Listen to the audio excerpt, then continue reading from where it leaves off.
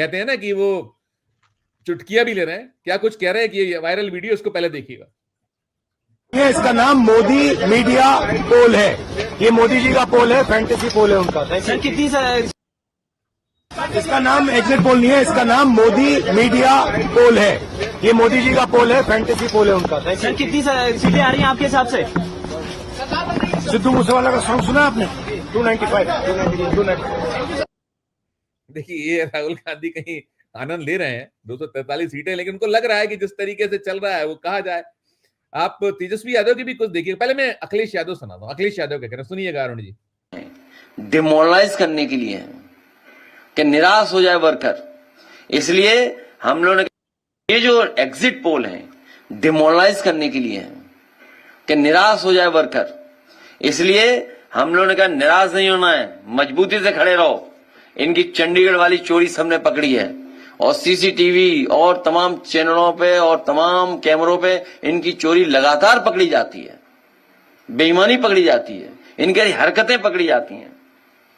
तो बताओ चंडीगढ़ में चोरी किसने नहीं देखी? बताओ, कोई चैनल बता देना देखा हो। सुप्रीम कोर्ट ने क्या कहा था? तो ये केवल भूमिका तैयार कर रहे हैं जिससे बेईमानी कर सकें, भूमिका तैयार कर रहे हैं जिससे बेईमानियां कर सके। सुनील शुक्ला जी जो है, सुनील सर बहुत बहुत स्वागत करूंगा आपका, बहुत स्वागत है। और ये देखिए एग्जिट पोल को लेकर तेजस्वी यादव क्या कह रहे हैं, 2-3 उनके भी मैं सुनता हूं, बार बार सुनाते भी रहूंगा आगे भी। वो भी यही कह रहे हैं, मोदी सर्वे, सुनिएगा। एग्जिट पोल कब? ये है, हमने पहले भी कहा था कि 14 तारीख को रिजल्ट होगा और 18 तारीख को ओथ सेरेमनी होगा। ये निश्चित तौर पे होने जा रहा है। जो फीडबैक हम लोगों को मिल रहे हैं, भाजपा और एनडीए के पसीने छूट रहे हैं, लोग बेचैन हैं, बौखलाहट में हैं। जिस हिसाब से मतदान है, कल वोटिंग में लोग बड़े कतार में लोग खड़े थे, 6 बजे 7 बजे तक लोग खड़े थे। लोग खड़े रहे वोटिंग में और एग्जिट पोल आता है, यानी मतदान अभी खत्म नहीं हुआ कि एग्जिट पोल आता है। देखिए, हम ना सर्वे में खुशफहमी में रहते हैं, ना गलत फहमी में रहते हैं। ये सर्वे जो है केवल मनोवैज्ञानिक तौर पे साइकोलॉजिकल, जो इतने अधिकारी चुनाव में लगे हुए हैं उनके दबाव में जो है ये सर्वेस लाए गए हैं। पहले भी आप लोग दिखाते थे कि मुख्यमंत्री का चेहरा पसंद किसे करती है बिहार की जनता, तो 16, 17, 18% से ऊपर नीतीश जी नहीं उठ पाए। और वहां तो इस बार एनडीए में घोषणा भी नहीं हुई कि आधिकारिक रूप से सीएम का चेहरा कौन होगा। अगर आप देखें तो ये वही गोदी मीडिया है जिन लोगों ने सर्वे दिखाया, जो पाकिस्तान में इस्लामाबाद, लाहौर, कराची को कब्जा दिए थे। ये उन्हीं का सर्वे है।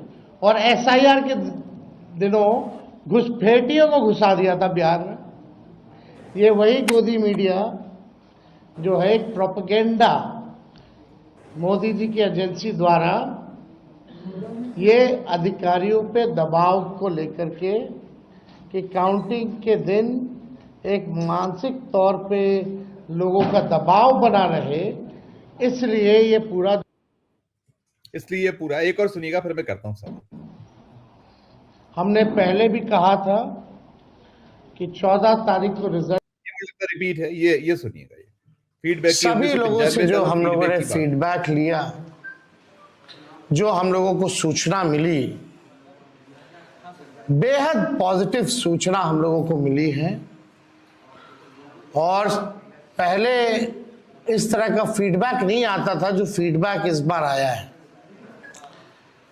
आप कह सकते हैं कि 95 का जो चुनाव का जो फीडबैक था, उससे भी बेहतर फीडबैक हम लोगों 95 से बेहतर फीडबैक। मैं बहुत स्वागत करूंगा रविंद्र सिंह शौरान जी का भी, और मैं आज शुरुआत करूंगा सुनील शुक्ला साहब के साथ करना चाहूंगा। सुनील सर, आप तो बिहार में आपने कुछ दौरे भी किए और बिहार को आप बखूबी जानते हैं। सभी साथी, चाहे वो अरुण दीक्षित साहब हों, हमारे पैनलिस्ट या रविंद्र सिंह शौरान जी हों, सभी जानते हैं, सभी ने, लेकिन आप इधर घूमे भी हैं।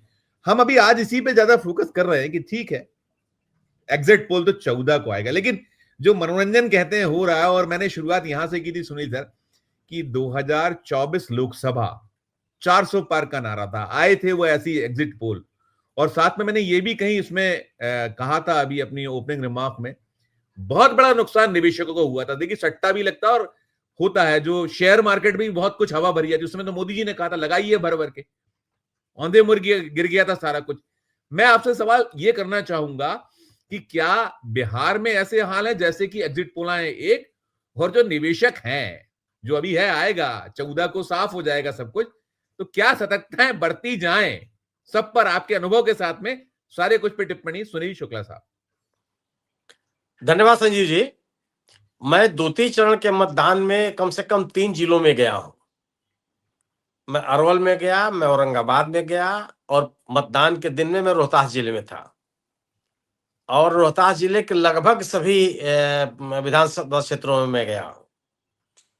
मुझे कोई कारण नहीं समझ में आता कि जो यह एग्जिट पोल आया है इसका कोई आधार हो। निश्चित रूप से मैं यह कह सकता हूं कि नीतीश कुमार व्यक्तिगत रूप से नीतीश कुमार को लेकर के कोई लोगों के मन में उस तरह की आक्रामक नाराजगी नहीं दिखी, लेकिन लोग सरकार से संतुष्ट हो, सरकार के कामकाज से संतुष्ट हो, ऐसा नहीं है। लोगों को सरकार से नाराजगी है, खासतौर से युवा वर्ग में जबरदस्त नाराजगी है। और जो एग्जिट पोल की आप बात करते हैं, जितने एग्जिट पोल आए हैं, इन एग्जिट पोल करने वाली जो कंपनियां हैं उनके बारे में आप देख लीजिए। एक एक सरसरी निगाह से आपको पढ़ ले तो आपको पता चल जाएगा कि ये कितने क्रेडिबल है। एक एक एक पोल डायरी, एक जिन्होंने 209 सीटें दिया है इंडिया गठबंधन को, आज तक उन्होंने जितने भी पोल एग्जिट पोल किए हैं सब के सब गलत हुए हैं, सब के सब। मैं इनका फेसबुक पेज देख रहा था कि भाई कितनी बड़ी कंपनी है ये, हम लोग नहीं समझ पा रहे हैं या ये लोग अतिरिक्त ज्ञानी लोग हैं जो इतना बड़ा आकलन कर लिया इन्होंने। कहीं नहीं था। जमीन पे भी ये नहीं है। जमीन पे भी निश्चित रूप से ऐसा नहीं है कि लोग एनडीए सरकार को लाना ही चाहते हैं। यह तो तभी आ सकता है जब सड़क पर आदमी एकदम चिल्लाता हुआ दिखाई पड़े कि नहीं, किसी भी अपोजिशन को हम स्वीकार नहीं करेंगे। और अब जब जो जो चीजें नीतीश कुमार जी की ताकत रही हैं उसमें बिखराव है। महिलाएं निश्चित रूप से इनकी ताकत रही हैं, बड़ी ताकत रही है वो, और एक ऐसे रूप में उसको प्रस्तुत किया जा रहा है कि महिलाओं का मत प्रतिशत बढ़ा है। बिल्कुल बढ़ा है, लेकिन वास्तव में संख्या कितनी ज्यादा है, जो वास्तविक संख्या है मतदान की, जिसको एब्सोल्यूट नंबर कहते हैं, उसमें तो पुरुष मतदाताओं से उनकी संख्या ज्यादा थोड़े है। दोनों फेज में भी आप देख सकते हैं पुरुष मतदाताओं की संख्या ज्यादा है। खैर, लेकिन फिर भी मैं कहता हूं कि महिलाओं के एक वर्ग में उनका समर्थन है, लेकिन उन्हीं में जो पढ़ी लिखी युवतियां हैं जिनको नौकरी की तलाश है, युवा वर्ग है, युवा भी इनका समर्थक रहा है, वो बिखराव, उसके मन में नाराजगी है। और दूसरी चीज जो अभी तेजस्वी यादव ने कहा, इसमें कोई तो राय नहीं है कि जो युवा वर्ग है उसमें तेजस्वी यादव मुख्यमंत्री पद के लिए एक बहुत ही उनके पर जो पसंद है उसका प्रतिशत बहुत ऊंचा है नीतीश जी की तुलना में, अब खास इस समय। तो ये जो एग्जिट पोल है ये कहीं से भी तर्कसंगत नहीं है। एनडीए के पक्ष में केवल एक ही चीज मैं देखता हूं, वह है नीतीश कुमार को लेकर कोई आक्रामक नकारात्मकता का न होना। उनको लेकर के बहुत लोग उनका आक्रोश दिख रहा हो। इसके अलावा सरकार से लोग नाराज हैं, भ्रष्टाचार को लेकर के लोग नाराज हैं, बेरोजगारी की स्थिति को लेकर के नाराज हैं, पलायन के प्रति सरकार के संवेदनहीनता को लेकर के लोग नाराज हैं। और वो दिखता है बाकायदे, लोगों से आप बात कीजिए, लोग बोलते हुए नजर आते हैं। तो एक और जो एक सामाजिक ताना बाना नीतीश कुमार जी ने तैयार किया था उसमें भी खराब है। उसको लेकर के भी लोगों के मन में है कि वो एक अच्छा खासा हिस्सा है जो महागठबंधन की तरफ जाता हुआ मुझे दिखाई पड़ता है। और यह जो मतदान का प्रतिशत ऊंचा है, जो मैंने समझा, ये मतदान का प्रतिशत कि दोनों गठबंधनों के प्रत्याशियों के जो समर्थकों ने अपने मतदाताओं को निकाला है, इससे कोई इनकार नहीं कर सकता। दूसरी चीज, जो विभिन्न इलाकों में जो विद्रोही उम्मीदवार हैं और इन्हीं गठबंधनों की, चाहे जनता दल यू के हैं या आरजेडी के विद्रोही हैं, इनके उनके उन विद्रोही उम्मीदवारों के भी कार्यकर्ताओं ने बड़ी मेहनत की। मैं कई विधानसभा क्षेत्रों में जाकर के मैंने देखा, दिनारा का मैं नाम भी ले सकता हूं, जहां पे जनता दल यूनाइटेड के ही एक पूर्व मंत्री जय सिंह जी विद्रोही उम्मीदवार हैं। कई मतदान केंद्रों पर उनके समर्थक मुझे मिले जो उनके पक्ष में काम करते दिखाई पड़े। कई नेता ऐसे हैं जो बहुजन समाज पार्टी के प्रत्याशी के रूप में मैदान में हैं, खासतौर से कैमूर जिले में और रोहतास जिले में, वहां भी उनका अच्छा खासा समर्थन मुझे दिखाई पड़ा। लेकिन यह जरूर है कि जो बड़े पैमाने पर मतदान का मतलब एनडीए सरकार का वापस आना ऐगिक नियम से नहीं तय हो जाना चाहिए। निश्चित रूप से अंतिम परिणाम क्या होगा ये अलग की बात है, लेकिन एक भी जितने भी एजेंसीज हैं, आप इसमें कभी किसी नाम नहीं सुना होगा, तो मैं तो नाम ही नहीं जानता हूं। भास्कर के नाम पर जो एक एग्जिट पोल है, तो भास्कर के लोगों ने थोड़े किया। मैं संवाददाताओं से, कई संवाददाताओं से मैंने पूछा कि क्या आप लोग कोई कर गए? नहीं, उन्होंने कोई किसी एजेंसी को दे रखा है। जितनी पुरानी एजेंसियां रही हैं उसमें किसी का नाम नहीं है, जैसी वोटर हो, चाहे एक्सिस हो, चाहे नेल्सन हो, किसी का नाम है क्या? किसी ने नहीं किया। क्यों नहीं किया? और ये नई नई कंपनियां आकर के सामने जबरदस्त तरीके से दे दिया। और अगर यह चुनाव परिणाम आ रहा होता। सुनील सर, जो 10,000 रुपए वाला कार्ड है, 10,000 प्लस उनका जो स्वराज की या सुशासन की बात है, उसके नाम पर कुछ आपने क्या पाया? वो तेजस्वी का नौकरी का नाम। इस पे एक छोटा सा नोट, फिर मैं बाकी दोबारा भी लौटूंगा, पहले आप इस पे करिएगा, आपने जो कर रहे थे उसके साथ साथ। 10,000 रुपया दिया ही इसलिए गया कि महिला मतदाताओं को उनके साथ रोके रखा जाए। 3 करोड़ में से 1 करोड़ लोगों को आपने पैसा दिया हुआ है, बाकी 2 करोड़ का क्या होगा? दूसरी चीज कि जो उसका असर है, इसे इनकार नहीं कर सकते आप, लेकिन उसका 100% असर है ऐसा नहीं है। वो महिलाएं जो अपने लड़कियों के साथ मतदान केंद्रों पे आ रहे थे, उनका बात करने का ढंग एकदम अलग था। और वो महिलाएं जो अपने स्वयं अपने समूह में आ रही हैं या अपने पतियों के साथ दिखाई पड़ रही हैं या अन्य लोगों के साथ दिखाई पड़, उनका व्यवहार एकदम अलग था।